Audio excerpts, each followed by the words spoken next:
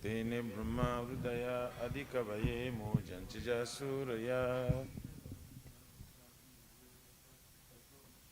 Ejuvarimrida Jata Vinimayo Yatra Trisagumrisya Damna Swena Sada Nirasta Kuhakam Satyang Param Dimahi. O my Lord, Shri Krishna Son of Vasudeva. O perverting personality of Godhead. Offer my respectful obeisances unto you. I meditate upon Lord Shri Krishna because he is the absolute truth. I meditate upon Lord Shri Krishna because he is the absolute truth. And the primeval cause of all causes. Of the creation, sustenance, and destruction of the manifested universes. He is directly and indirectly conscious of all manifestations. And he's independent because there's no other cause beyond him. It is he only who first imparted the Vedic knowledge unto the heart of Brahmaji, the original living being. By him, even the great sages and demigods are placed into illusion.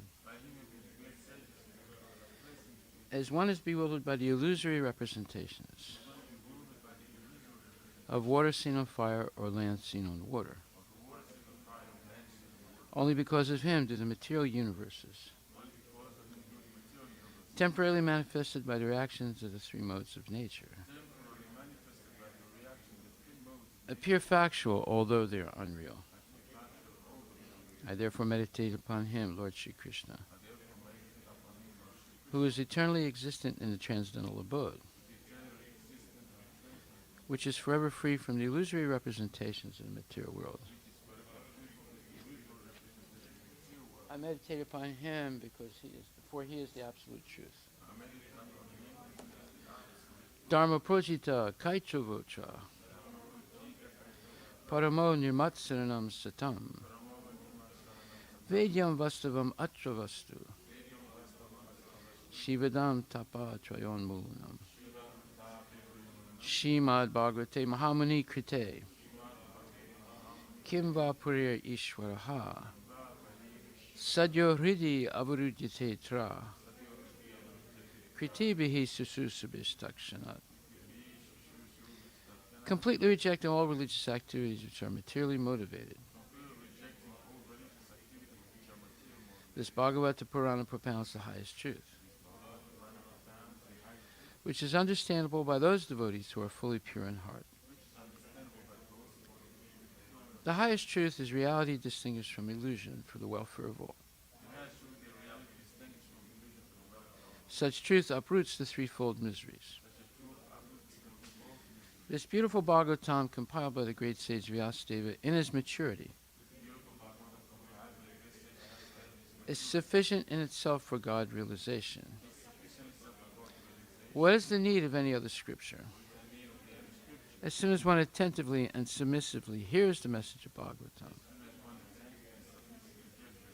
by this culture of knowledge, the Supreme Lord is established within his heart.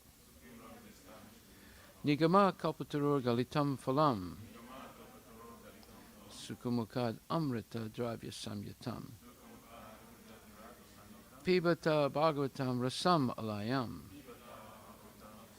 muhur ahorasika bhuvibhavukaha. O expert and thoughtful man, relish Srimad Bhagavatam, the mature fruit of the desired tree of Vedic literatures.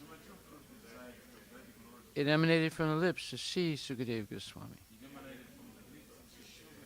Therefore, this fruit has become even more tasteful,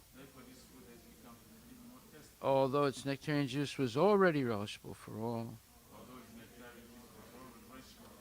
including liberated souls. Shinvatam Swakata Krishna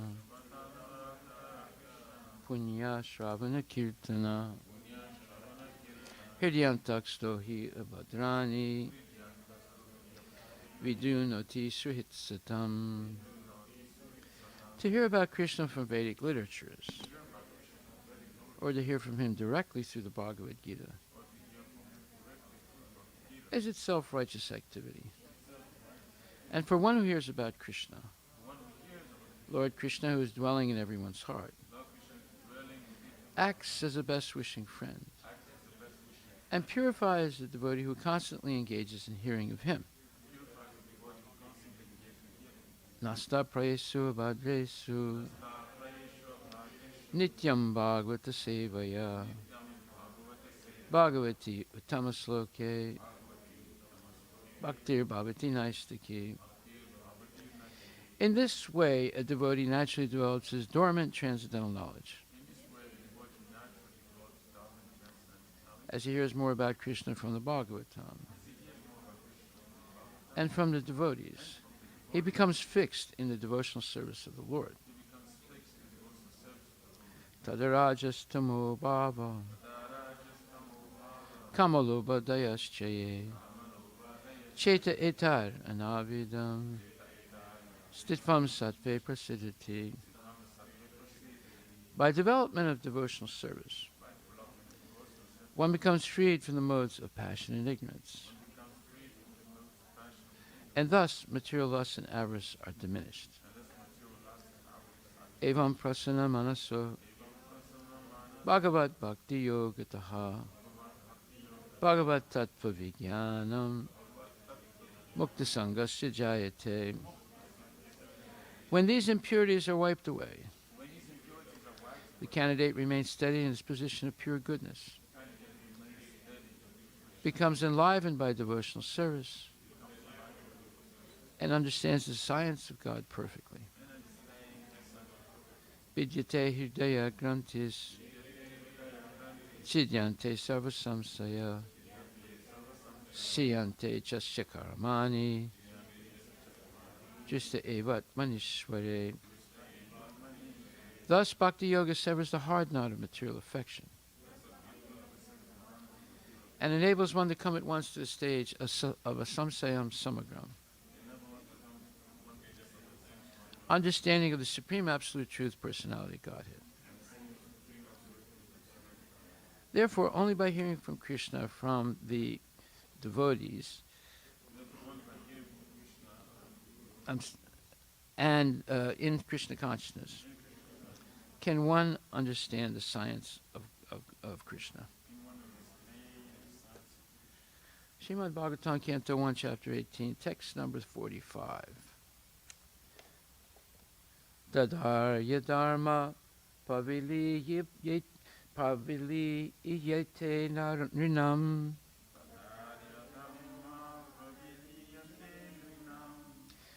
varnashramachara yutas trayimayaha tato rita kama binivesitatmanam sunam kapinam iva varna sankaraha. Translation by His Divine Grace, A.C. Bhaktivedanta Swami Srila Prabhupada. At that time, the people in general will fall systematically from the path of a progressive civilization in respect to the qualitative engagements of the castes and the orders of society and the Vedic injunctions. Thus, they will be more attracted to economic development for sense gratification, and as a result, there will be an unwanted population on the level of dogs and monkeys. Purport by His Divine Grace, A.C. Bhaktivedanta Swami Srila Prabhupada. It is foretold herein that in the absence of a monarchical regime, the general mass of people will be an unwanted population like dogs and monkeys. As the monkeys are too sexually inclined and dogs are shameless in sexual intercourse, the general mass of population born of illegitimate connection will systematically go astray from the Vedic way of good manners and qualitative engagements in the castes and orders of life. The Vedic way of life is the progressive march of the civilization of Aryans. The Aryans are progressive in Vedic civilization, and the Vedic civilization's destination is to go back to Godhead, back home, where there is no birth, no death, no old age, and no disease. The Vedas direct everyone not to remain in the darkness of the material world, but to go towards the light of the spiritual kingdom far beyond the material sky. The qualitative caste system and the orders of life are scientifically planned by the Lord and his representatives, the great rishis. The perfect way of life gives all sorts of instruction in things both material and spiritual. The Vedic way of life does not allow any man to be like the monkeys and dogs, a degraded civilization of sense gratification and economic development is the byproduct of a godless or kingless government of the people, by the people, and for the people. The people should not, therefore, begrudge the poor administrations. They themselves elect. Haribol, Srila Prabhupada ki jai. So here's a more serious indictment by Srila Prabhupada of the modern so-called non-culture. Culture means progressive life of knowledge and practice of devotional service, leading to one going back to Godhead. A regressive society is one in which people become addicted to sense gratification, thinking that is the goal of life, and to have sustained so-called sense gratification, they need economic development. Therefore, they go to schools and universities, get degrees, and work the rest of their life like Sudras for some corporation, or they start their own business to exploit people. The corporations exploit people also. So the whole material life is one of exploitation and anxiety. And only a person who decides that, wait a minute, this is not the purpose of life. The purpose of life is completely different than this. Everyone is destined to have suffering and sense gratification based on their previous karma. So you don't have to endeavor for those things. They're going to happen automatically. Therefore, one should use all their energy, intelligence, and all the assets they have in terms of highly evolved senses, and then including the mind, and then this intelligence, to understand their relationship with God. There's no other scripture in the world like the Bhagavad Gita and Srimad Bhagavatam that gives so much detailed information of what is the material creation, who are the living entities, and what is their real position in relationship to the Supreme Personality of Godhead, and who is the Supreme Personality of Godhead, and what is the purpose of life for people who are entrapped in the material world. There's no other scripture in the world that gives more detailed information about this most important subject. They give sketchy and incomplete explanations of who is the Supreme Personality of Godhead, what is the real position of living entities in this world, what is the material nature, and how should the living entity relate to the material nature or use it in order to attain ultimate salvation from the process of birth and death. When I say sketchy, it means that there is some information about these subjects, but it's not complete. How do we know it's not complete? Because people deviate. I say people who are religious deviate to certain degrees from pure devotional service to God or Krishna.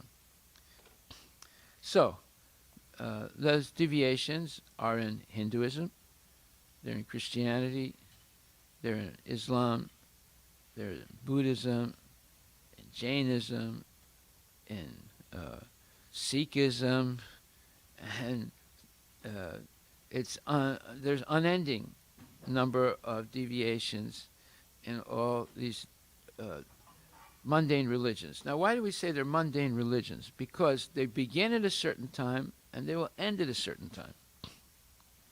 What is not mundane religion is called Sanatan Dharma or Varnashram Dharma, because it's ordained directly by Krishna in Bhagavad Gita and explained more deeply and more elaborately in Srimad Bhagvatam.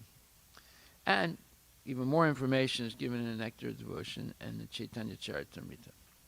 So, the other day we asked the question, is there a devil in Krishna consciousness?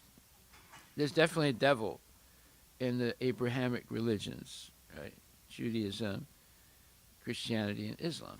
Is there a devil in Krishna consciousness? And the answer was no. There's no devil.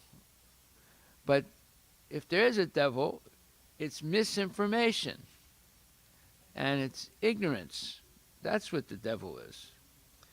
Just like if you go to school, the devil is in school, in modern schools. It teaches us misinformation. It teaches us that the goal of life is sense gratification, and to have sustained sense gratification, you need economic development, and to have economic development, it's best to get degrees, higher degrees, master's degrees, PhDs, and so forth, because then you'll get better jobs and you'll have more sense gratification. So even devotees get confused by this, you know.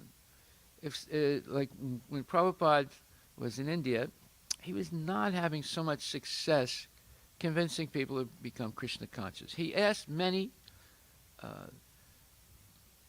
fathers and mothers of families who had several sons. He said, give me one son, I'll make him a devotee. Nobody gave a son to Prabhupada. Whereas traditionally, even in the West, it was normal that if in a family in which there were like 2 or 3 sons, one son would become a priest, one son would become a politician, and one son would become a doctor or a lawyer or something like that. It was traditional in France, in Europe, and in India. Actually, it was more structured in India. The sons of Brahmanas became priests normally, and so forth. So Prabhupada was begging people, give me one of your sons. You have so many sons. Give me one of them. I'll make him a devotee. Nobody gave a son. So, and even today, if we ask a devotee family and we say, well, you have 2 sons. Why don't you let one son become a brahmachari and eventually if he's qualified, a sannyasi? No one would give their son. Would you give one of your sons to do that? You would? That's only because I said this now.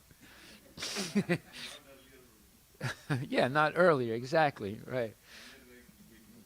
No, it'd be a big no. He said, no, I want my son to go to university. I want to get a good IT job in the future like me, and be able to buy a house and a car and all these things. Yeah, why should he become a brahmachari? You know, he won't be able to do any of these things. Yeah. So we see the dilemma today of the preponderant or preponderous influence of material education on people. And what is the goal of material education? Everyone should become a Sudra, a worker, either with a PhD or with no education. Doesn't matter. They should all be workers. They should all be begging for a job from some corporation, or they should be a little clever and start their own corporation and exploit other people. You know, Everything is based on exploitation in the modern world. Because the modern world is based on some kind of ism. It could be socialism, it could be capitalism, it could be anarchism. It's all about one person exploiting another person. So here it says, it is foretold herein that in the absence of a monarchical regime, the general mass of people will be an unwanted population like dogs and hogs. So as soon as you say monarchy, people say, oh my God, are you crazy? We got rid of monarchy. We want democracy. But what did Prabhupada say yesterday? He said, the sage rightly takes the responsibility of the brahmanas as a community for killing monarchical government and thus giving an opportunity to the so-called Democrats, who are generally plunderers of the wealth of the state subjects. The so-called Democrats capture the administrative machine without assuming responsibility for the prosperous condition of the citizens. Everyone captures the post for personal gratification, and thus instead of one king, a number of irresponsible kings grow up to tax the citizens. It is foretold herein that in the absence of good monarchical government, everyone will be the cause of disturbance for others by plundering riches, animals, women, etc. So, of course, when it says Democrats here, Prabhupada refers to it twice. It doesn't mean the Democratic Party today. It means the Democrats, the Republicans, the Socialists, all of them, because they believe in some kind of democratic process for electing low-class people, elected by low-class people, to become plunderers, rogues, and thieves, legal thieves. Right? They can pass laws and legally rip off people's wealth and mislead them by controlling the educational system. So, you see how it's going to be difficult to convince people to go back to a monarchical system in which there's a saintly king. Everyone would say, look, we got rid of that. The United States revolted against the King of England and set up a government. I explained the government of the United States several times previously. Set up a government in which there's checks and balances so that no one can become a king. Yeah, everyone can become low class. So, the monarchical system degraded in the age of Kali, starting by Shringi. And Kali entered into the mind of Shringi and made him puffed up, thinking that he was greater than Maharaj Parikshit, who insulted his father, and that he could be the judge and jury and the executioner and kill Maharaj Parikshit. So we see the lack of proper Krishna conscious education leads to all kinds of strange situations in which people suffer. Now, what is proper Krishna conscious education? It's based on, in the 15th chapter it says that of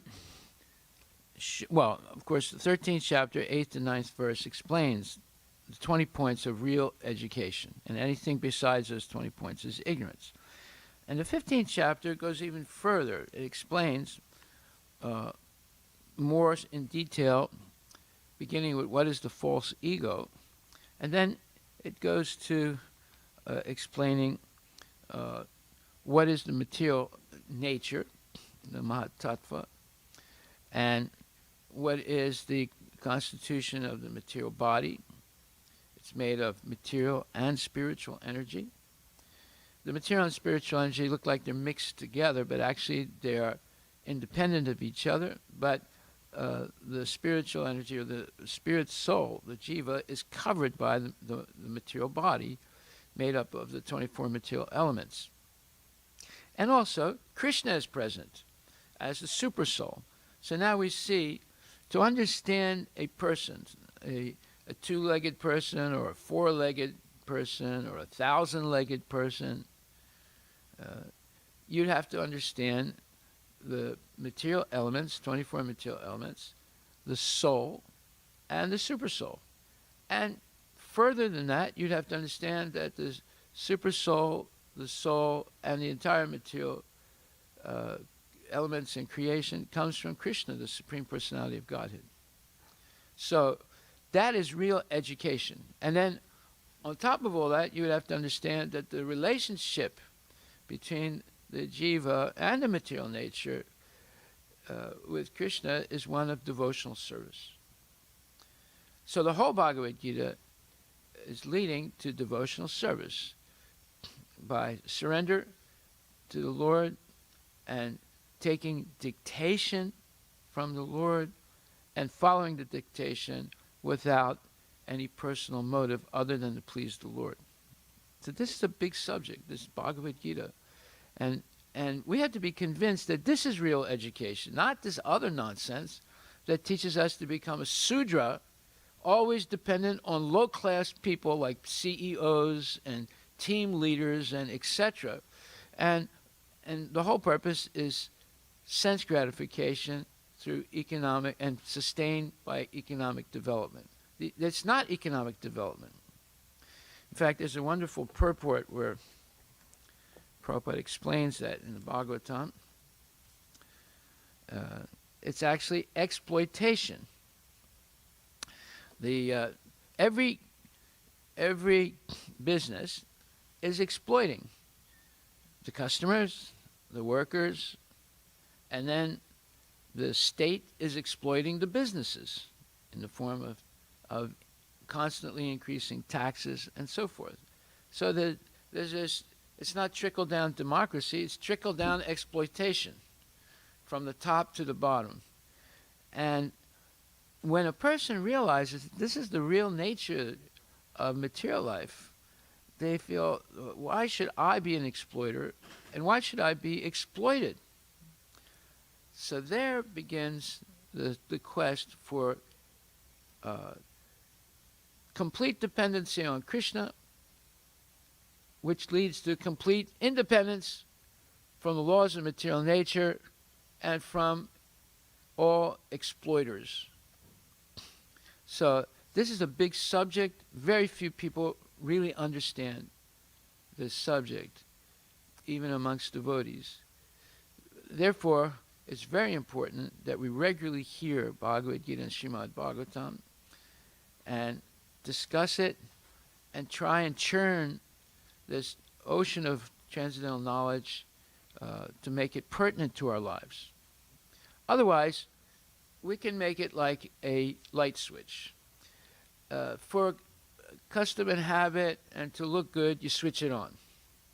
But when you want sense gratification, immediately you switch it off. So we should not use Krishna consciousness like that.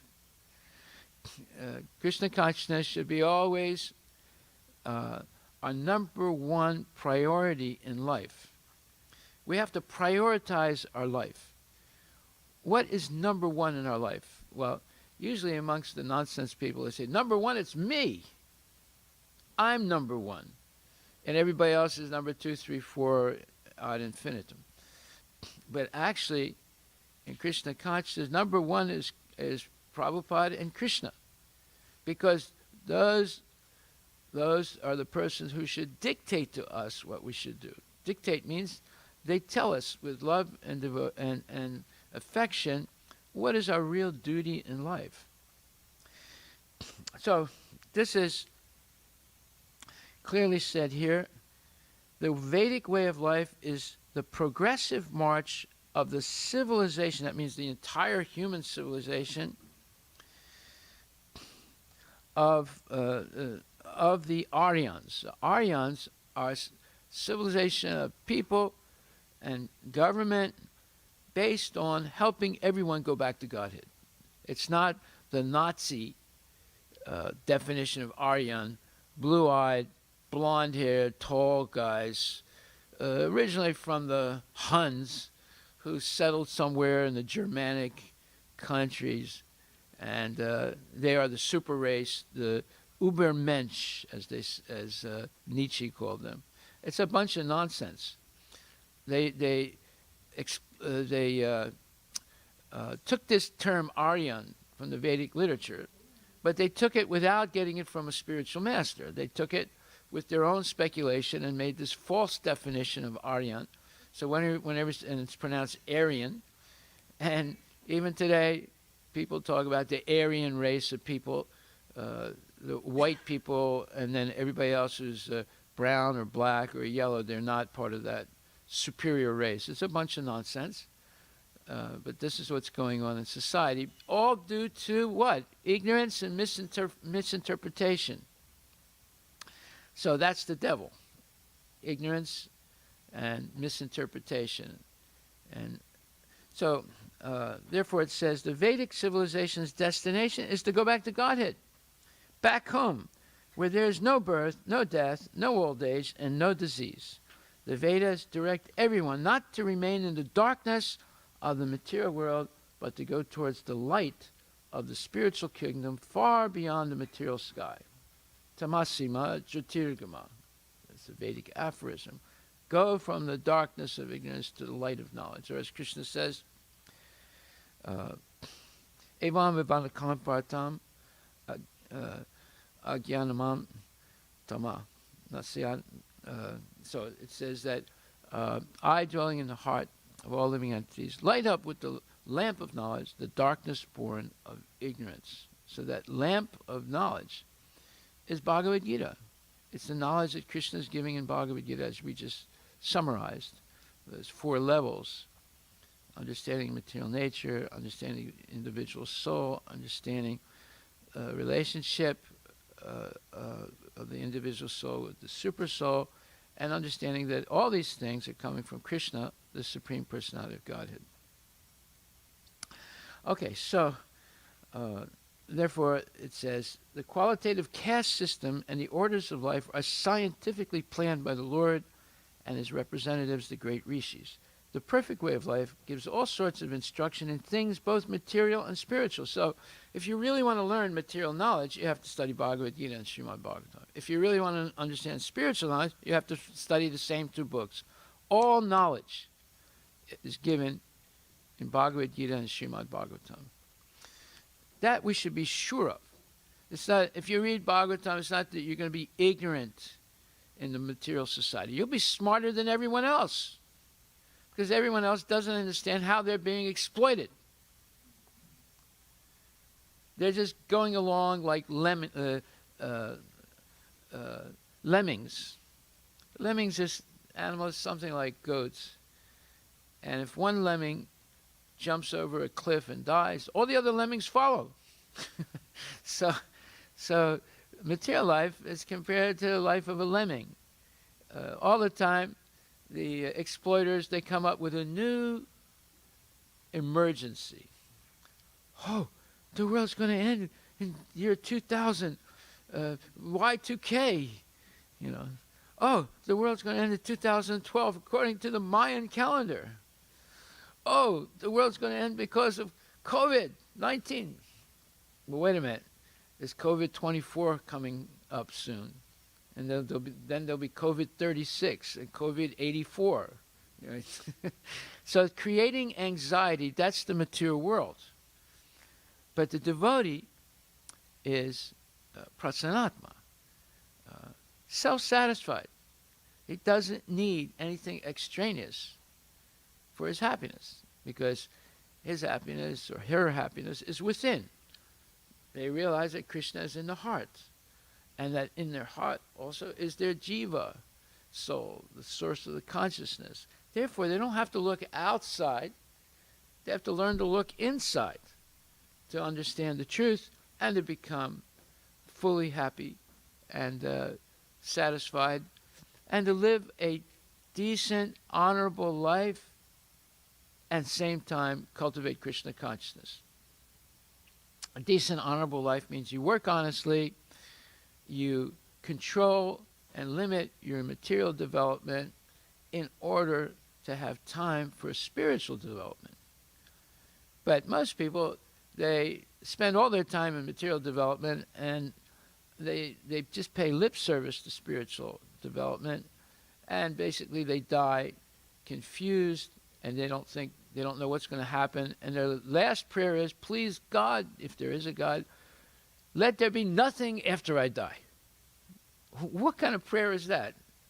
Let there be nothing after. In other words, they want nothing after they die so that they're not held responsible for all the nonsense they did while they were living. But I'm sorry to say there is something after death. There's a judgment, and there's the possibility of taking birth again and again going through the whole suffering. And there's no guarantee that we'll get a material body in the next life. It depends on what we've done in this life. So the more we have material education, the more it's guaranteed that we won't get a human body in the next life. We'll get the body of an insect or a worm or a rat or a microbe and be stuck again in the process of material evolution back to the human form of life to get another chance for self-realization. So parallel to this, it says, the Vedic way of life does not allow any man to be like the monkeys and dogs. A degraded civilization of sense gratification and economic development is the byproduct of a godless or kingless government of the people, by the people, for the people. The people should not, therefore, begrudge the poor administrations that they themselves elect. Haribol. So we'll stop right there. Are there any questions?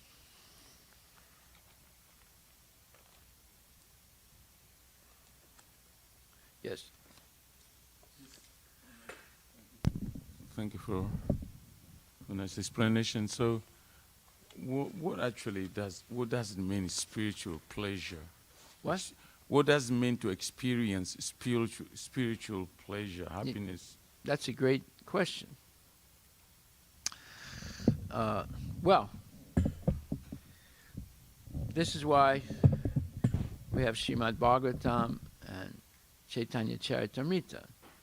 The spiritual transcendental experience is not at all comparable in any way with material pleasure. The transcendental ecstasy is different. The first major difference is transcendental ecstasy is eternal. It's not temporary. So that right there is enough that should convince anybody. Nasato vidite bhavo, na bhavo vidite sata. So those who are seers of the truth have concluded that of the impermanent, there's no duration. And of the permanent, there's no cessation. So, therefore, they choose to always be concerned with sat and not be overwhelmed by asat. So, they can make a choice. They can say, well, I could live in Medina neighborhood and associate with all the rich people. Or I could live in downtown Seattle and associate with all the low-class sense gratifiers. So either you locate with the high-class sense gratifiers, or you associate with the low-class sense gratifiers. You become a sense gratifier by choosing to associate with sense gratifiers. Or I could live in Sammamish and take the advantage of coming every day to the temple and seeing the Mangal Arati, and worshiping Tulsi Devi, and hearing class and chanting my rounds and associating with devotees and having some prasadam. Or I can oversleep in Medina or somewhere else and not go to Mangal Arati, not chant any rounds, and eat garbage and rush to work and talk all day long about sports and stock market and how the conditions here are not so good, and maybe I'll change the company I'm working for, etc. So these are the choices that we have to make. Either we choose consciously to stay on the progressive path to Krishna consciousness, or we choose consciously to stay in the mire of sense gratification and money and stock market and this thing and that thing. So there's a big difference. Now, how to reach that platform of spiritual pleasure for a conditioned soul who's been accustomed with the sensual pleasure in this material world, and to reach that platform of spiritual pleasure also is not overnight. So it could take a long time. So it's hard for a conditioned soul to to persevere, to reach that platform. So what the arrangement Krishna makes for a living entity to... Krishna arranged you to go out and chant Hare Krishna. And people come and start dancing and smiling and chanting and saying, well, I like this, I like dancing, I like singing, and I like feasting. So instead of feasting on a turkey and dancing the boogie and singing nonsense songs, I can chant Hare Krishna, I can dance the Prabhupada two-step, and I can have prasadam. So, therefore, everything should be first class in Krishna consciousness. So right away, they experience first class dancing, first class singing, and first class prasadam. Then they'll say, hey, I'm not losing anything by joining Krishna consciousness. I'm gaining more dancing, more singing, more prasadam, more happiness. So we have to be expert enough to make that available to the general public. That first class singing, dancing, and prasadam, and first class discussions of what is the actual purpose of life. We have to make everything first class. What about jaundice disease condition? Jaundice disease condition. Well, for living entity, it is spiritual, all those things you say might be there, available, but it's for a conditioned soul. The Prabhupada gives the example, if you put a amount of stool and a halava for the pig, he goes for the stool instead of going to halava. So there's because the pig, his consciousness is limited by his body. You see, just like the worm's consciousness is limited by its body. Now, the human consciousness is also limited. So some people have a big nose, some people have a curved nose, some people have a crooked nose, some people have a nose that's twisted to the left or twisted to the right, right? And all those things determine how they perceive smell. And then there's eyes that could be crooked, right? And then there's legs that could be crooked, and all these things. So everybody in this world who has a material body is limited some way or other by the body. However, and they have a certain type of consciousness. However, it's only in the human form of life that one can, regardless of what kind of body they have, it could be a nice body, it could be a bad body, whatever, their consciousness can become purified. The dog's consciousness, the worm's consciousness, very difficult to purify them. They have to get to the human form of life to be able to change that limited consciousness. But the human being, regardless of what kind of human body they have, it can be a good body or a bad body, the consciousness can be purified. And that's through association with devotees. So that's the difference. With the advice, because like I said, the example of a jaundice affected person, he doesn't taste the sweetness. So for materially addicted, conditioned souls, addicted to gross sense pleasure, he can't taste spiritual reality like that. So it's like if somebody affected by jaundice, he doesn't take sweetness. But Prabhupada says the solution for jaundice is sugar candy. So sugar candy in the form of halava can cure people from that jaundice. See?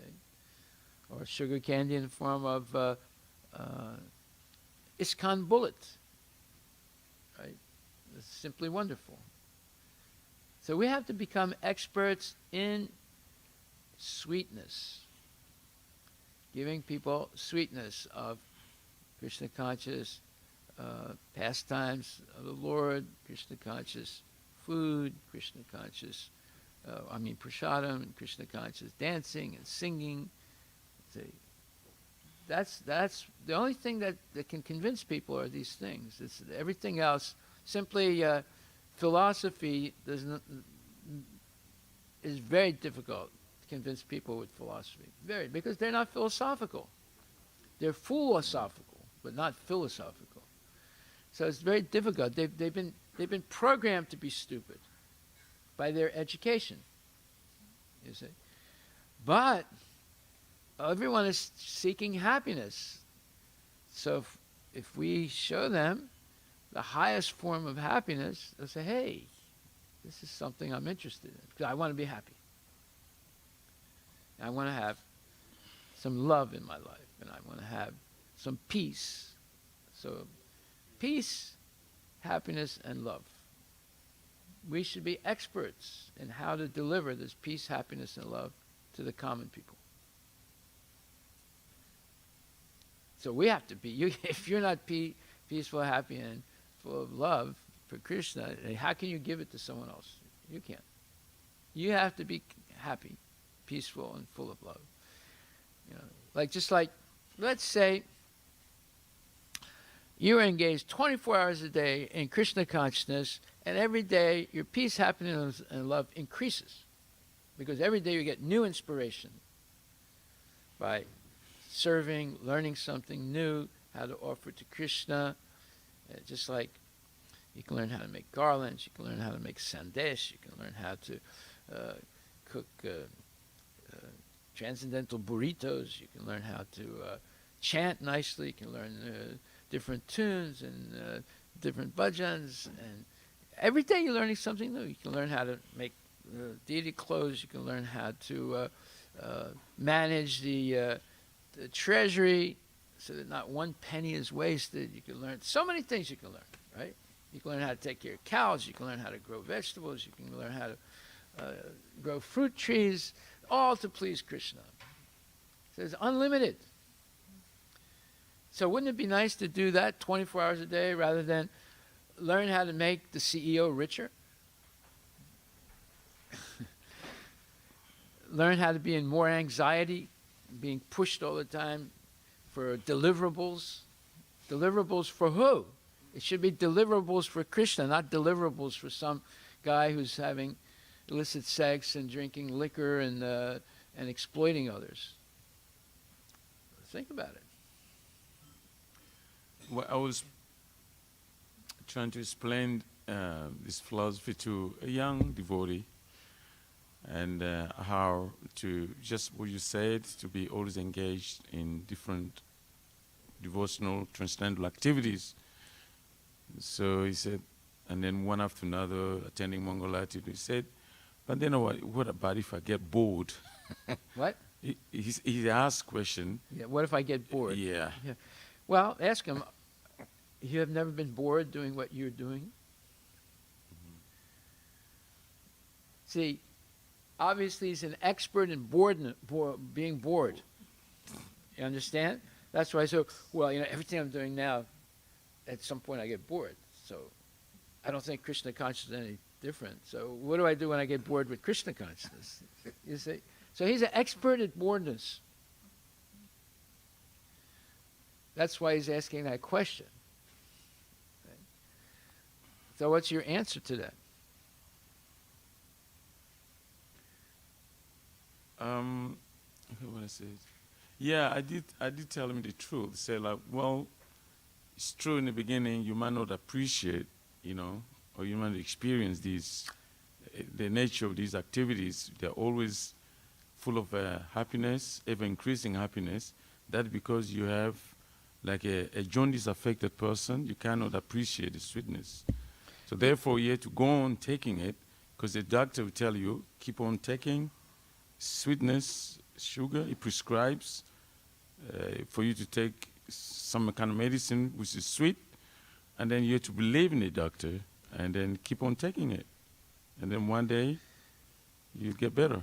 You have to explain that example a little bit more. The example is the person has jaundice. Everything he eats doesn't taste good, even if it's something sweet. Why is that? Because of jaundice. His liver is diseased and it's putting out this yellow type of poison into the whole body. And therefore, because of that poison that's going through his whole body, see, the liver purifies the blood, but when it doesn't function properly, it doesn't purify anymore. So you get this jaundice because the liver has become overwhelmed with toxins. So instead of purifying blood, it's contaminating the blood. However, when you go through the healing process of jaundice, progressively you begin to taste sweetness again. Although before, when you were jaundiced, you were eating something sweet and it tasted bad. But the thing itself is not bad. It's sweet. But because he's sick and his liver is not working properly, he's tasting it, the sweet thing, to be bitter. But as he gets healed, all of a sudden the sweetness comes again, and then the degrees of sweetness increase the more he becomes healthy. So Krishna consciousness is a process of purifying, not the liver, but the consciousness, which is contaminated. Just like the liver gets contaminated, right? So everything gets purified by Krishna consciousness, including the liver. But if you just take a liver medicine, only the liver gets purified. If you take Krishna consciousness, the consciousness gets purified and the body, both. So you have to explain it like this, where he sees that this is the real solution to all my problems. Not only my liver problem, not only my boredness problem, but all problems will be solved by Krishna consciousness.